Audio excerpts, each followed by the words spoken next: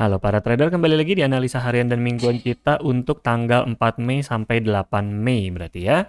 Dan saat ini kita record tanggal 3 jam 2. Oke. Bagaimana pergerakannya saat ini? Masih sesuai ya, walaupun di sini gua kena SL, di sell-nya di atas, gua masih percaya dia masih turun kembali, jadi gua hold hingga akhirnya turun beneran ya di pagi harinya. Dia baru terjadinya penurunan ya, karena memang biasanya penutupan itu atau mau libur panjang itu orang pada jual emas ya, mau liburan kali ya. Nah itu tapi asumsi aja pribadi ya, dan ya ternyata profit. Cuman memang kalau berdasarkan analisa ininya kita kena SL ya. Di sini buy-nya jebol langsung. Dan sekarang bagaimana di hari Senin? Hari Senin masih sama. Gue masih akan cari buy. Di sini sih masih tipis sih ya. Ini juga lot kecil aja, masih berani gue buy. Walaupun di bawahnya mungkin akan kita tampung lagi di daerah bawah untuk kita cari baikan lagi. Lalu ya ini jangan sell sih. Ini sell follow the trend enggak sih. Ada lebih besar kemungkinannya terjadinya pemantulan sebentar. Ya seenggaknya cari 10, mungkin habis itu kalau dia mantul lagi ke bawah baru. Atau pada saat Senin dibuka kalau dia berada di area bawah berarti ini nggak buy ya. Kalau dia begitu open, dia berada di area bawah berarti tidak buy, ini nggak valid langsung. Di sini baru kita cari buy lagi. Oke. Lalu bagaimana di minggu depannya? Minggu depannya mari kita lihat candle daily. Candle daily-nya di sini itu sudah ada penurunan ya. Bisa tarik nggak? Aduh, duduh. Yeah. Ya, bisa dilihat ya di sini ya. Trend line-nya udah ada pembentukan turun.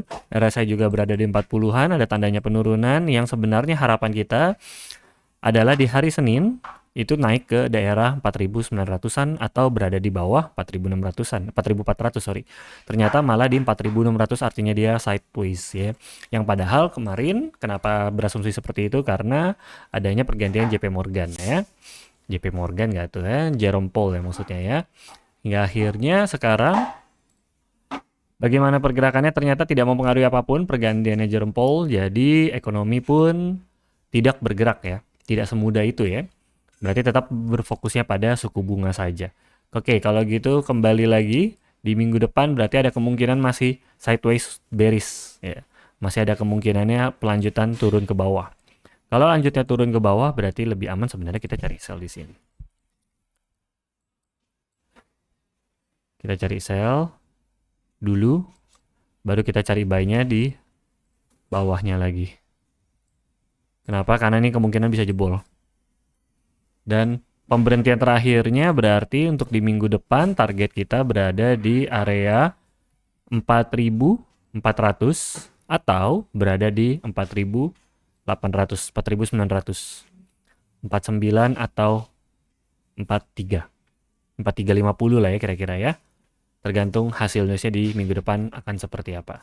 Oke, mari kita cek di Forex Factory-nya sendiri.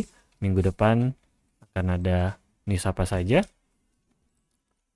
Newsnya minggu depan Senin libur bang, masih libur panjang juga ya.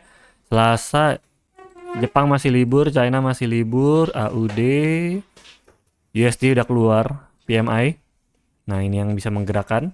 Cuman lihat dari angkanya tidak terlalu akan berubah jauh karena baru pergantian sepertinya mungkin masih meraba dulu ya kembali ya. Ekonomi mencoba distabilkan dulu. Tapi kita lihat apakah ada terjadinya perang lanjutan.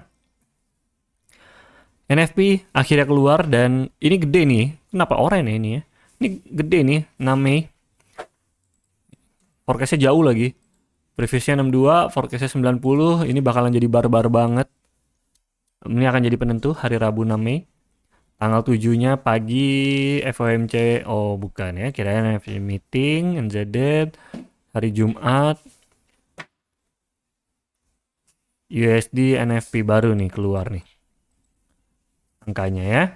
Berarti tanggal hari Rabu dan Jumat nanti. Penentu terbesar Jumat tanggal 8. Jumat tanggal 8 dan Rabu tanggal 6 akan menjadi penentu apakah arah market akan ke mana.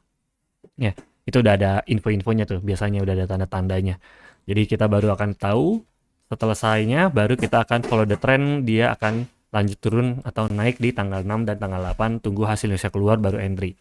Oke, So, segitu saja analisa harian dan mingguan kita kali ini. Salam cuan.